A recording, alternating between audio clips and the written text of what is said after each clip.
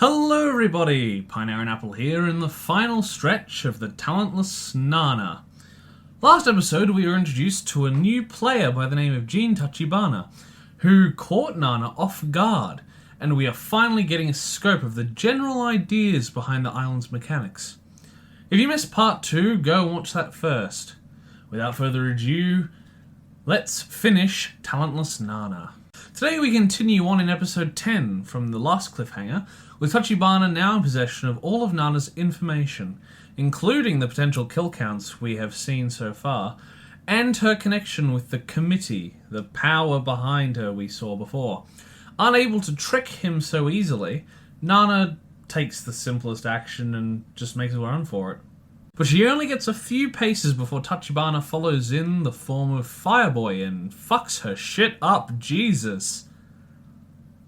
While Nana writhes in pain, Tachibana tells us that there was a similar person to Nana on the island 5 years ago, and it seems evident that he wants to track the governing body behind them. Wanting to know more, Tachibana decides to go for a more friendly approach with Nana than one of violence, since she most likely wouldn't give information up from torture or the like, so he asks her about her family. She talks about her mother and father, and an estranged brother she never met. And 10 episodes in, our main character's motivations are finally shown. Her parents were killed, and the culprit was one of the fabled enemies of humanity, supposedly, or in reality, the talented, making her the perfect person to carry out the shady government's BS. After Nana passes out, Tachibana drops her at Michiru's, who brings her back to health. Both unharmed from their encounters with him, Nana remarks, "This is why I'm keeping her alive," referring to Michiru's healing, but come on, I'm pretty sure she's just trying to justify how smitten she is with her quote-unquote enemy. Nana starts her Vietnam flashbacks and divulges her backstory to Michiru to justify her more noble actions after she accidentally slips from her cute personality. And I have to say, damn, they are dark. We also learn the details of how her parents were killed from a burglar who broke in through the night. But Nana also seems to blame herself, but we skip that to have a mass funeral from the new wave of dead from the last video. Back in flashback land, the police are certain the burglar got through Nana's room to get to the parents, but she was taught to always close her window, and that's all we have for now. Tachibana comes to Nana again, and they discuss Michiru's situation, and that he could not use her power due to its side effects. He offers to return her phone, but asks more flashbacks in return, but this is interrupted by Michiru at the door. Michiru is acting strange, and it seems after Nana's slip of character earlier, she is seeking the same info as Tachibana. When Nana was young, she did nothing but play games, so much so that the floor had no room to walk in, kinda like mine. The night her parents died, she snuck out, meaning this did give an opening for someone to enter her window. This culprit was probably targeting the house since her father worked for the government relating to the talented, and due to her messiness, she had no idea of the intrusion once she returned. This is honestly a very good representation of how children can be so self-loathing. For many young'uns, it is quite easy to blame themselves for offences no matter how little they were involved in, which makes the evolution of Nana's character so much more heartbreaking. And is a good reminder that no matter how smart these characters are, or how violent, they are just children given the power of gods, and not given the attention they need to control themselves. Kind of a self-fulfilling prophecy to create the enemies of humanity. So I guess the government's best solution was to send Nana. Not the brightest idea to send an impressionable child, though. This conversation deepens the connection between Nana and Michiru, but they are rudely awakened by Kyoya, who informs them of a new murder, one not committed by Nana. Our final new characters connected to this case are the victim, Ryuji Ishii, and his girlfriend, Fuko Sorano. Now we're in the final story arc, boys. Now in episode 11, Nana realises that with another murderer running about besides her, she'll have to work with everyone else properly for once. Kyoya questions Fireboy and his minions as all were present in the room next door, with Fireboy monologuing for around 5 hours, boring the death out of those three. Kyoya asks their powers, which are apparently voice mimicry, astral planing, and magnetic manipulation. Ryuji's girlfriend was the one who found his body, and her talent is revealed to be manifestation and control of air blades. She is the obvious suspect, but she can't use her powers inside. Yet, Ryuji's window was open. Michiru is still acting off, and asks Nana what she wants to do after graduation. Michiru seems to try and get closer to Nana, although she probably means well. Nana starts to resent how openly Michiru refers to her own parents after literally just telling her about her parents' gruesome deaths. Nana is delivered a new uniform and realizes that after the commotion with Tachibana, Michiru would still be in possession of her poison, whether knowingly or not, which seems to be the most likely explanation for Michiru's behaviour, especially from Nana's point of view. Apparently the governing body is sending someone from HQ, but I'm pretty sure we never see them appear, so what a waste of a scene that is. Nana and Kyoya interrogate Fuka. We are also told that recently Fuka and Ryuji have been drifting apart. Not exactly looking good for Fuka.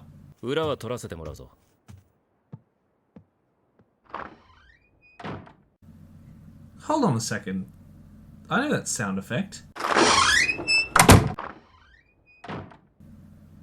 You cheap bastards couldn't even make your own door sound effect. Sorry, this show is terrible now. I'm ending the video. Toast. A little piece of toast. Back to the episode, Nana rejects the idea of Fuka's involvement. After discussing the case with Kyoya, Nana goes into Michiru's room to talk to her. But she's in the bath, so Nana takes the chance to snoop for the poison and comes across Michiru's diary. Nana has a moment of clouded judgment, unable to figure out just whether Michiru cares about her or will piece together her crimes and turn her in. But reading her diary, she sees that since saving her from the bitches, Michiru has had a growing fondness for Nana, inspired by her. It seems that Michiru was acting weird because she only wanted to care for Nana, after she was told about Nana's past. Definitely on track with her personality, even wanting to get her a present. Tachibana appears with the poison, giving it to her, and he seems to dislike the idea of working with Kyoya. Before leaving, as quickly as he arrived, he remarks, "Don't you think Michiru spent an awfully long time in the shower?" And Nana bursts in to find Michiru out like a light bent over the side of the tub. Shit's getting real. Nana wrestles with herself whether to heal Michiru or not, but decides that saving her will be the best for her mission. Yeah, right, like we believe that's the reason. Nana intends to revive her to ascertain the answers she seeks, informing the teacher and asking for the school doctor, who just happens to be away at HQ. How strange. Also, all the other teachers are such pussies they won't stay at school to finish their work, lazy bastards. Nana attempts to get the help she couldn't find from Kyoya, but once again lets a bit of her extraordinary knowledge slip. She's just getting worse and worse at this whole secret thing. Again! Why? Did you have a budget of $2 and a box of Rice Krispies? Ugh. So Kyoya now attends to Michiru, but even now he's just probing Nana for information. It's actually quite refreshing to see a new caring side of the murderous Nana. Not putting on a face or secretly fuming inside, just actually giving a shit about someone for a change. Now with Kyoya, he's told that in addition to the dead body, one of the Fireboy's underlings has been seeing dead animals in the forest around the place. Back with Nana, she finds herself relieved that Michiru is getting better.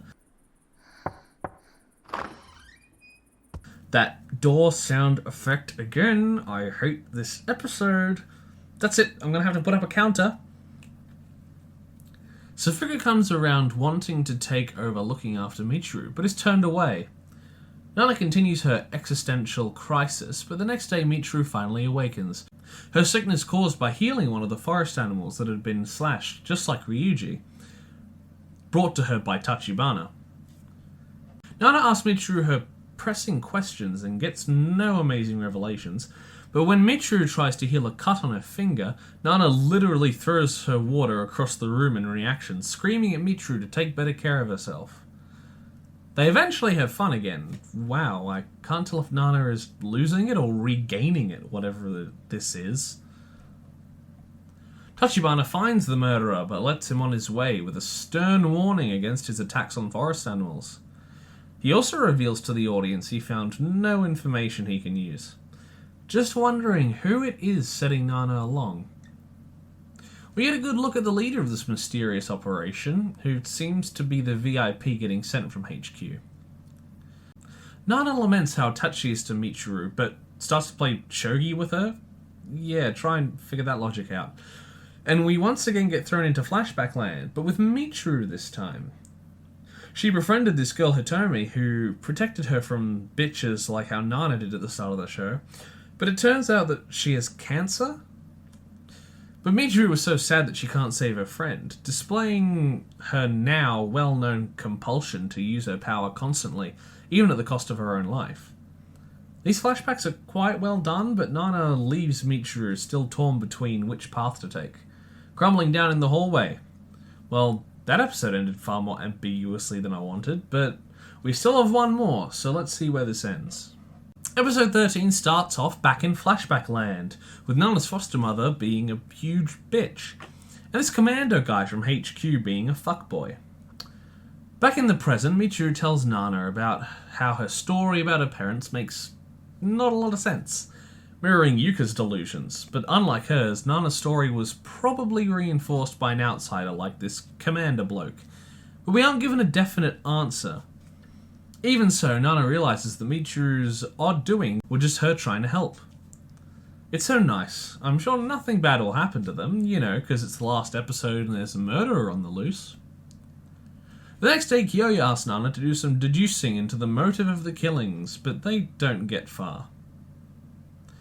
Nana and Michiru then get closer as they exchange gifts, and Kyoya finds a bloody uniform of Fuka's, putting more evidence against her. And at the same time, Tachibana stops by Nana's to tell her that Michiru has been lured to a cottage by an unknown person. Tachibana gets a little creepy, but Nana rushes off to save Michiru from this obvious red flag of a situation. Michiru is invisibly stalked and cut while a creepy voice taunts her. A really creepy voice. And apparently his motive is self-expression? Ugh. Meanwhile, Nana is contacted by the commander fuckboy, checking her progress, and telling her that her relatives are paid for the work she does, which is a nice new layer of context to her drive. After that interruption, the invisible cunt knocks Michiru down some more, and Nana uses herself as a shield to save Michiru. But after the display of power here, she knows who the culprit it was for sure. The astral planer, Rentaro. Well. That ain't the invisible cunt.